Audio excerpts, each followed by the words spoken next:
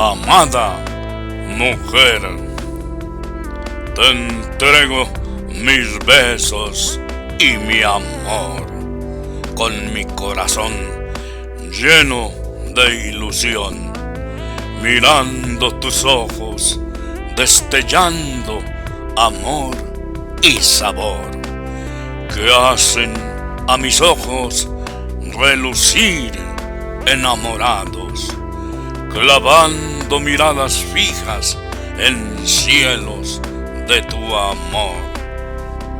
Te mando mis ardorosos besos para tus besos, porque siento ansias de tus sabrosos besos, para sentir en mí, mujer amada, tus divinas esencias, con todas tus miradas y tus furtivas caricias.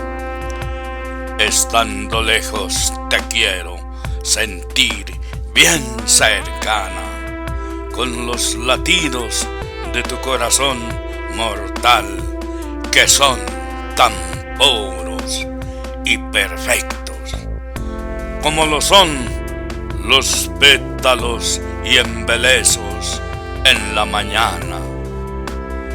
Tengo sed de tenerte y sentir resbalar por mi piel tus besos. El sabor de tus labios son pura miel que endulza y enamora. Tu amor me inspira ilusionado y tu ternura me sacude el alma, y no veo nada sin tus ojos, ni logro respirar el aire sin tu aroma. La vida no es vida si tú me faltas, y tu falta me alejará la vida. Amada mujer.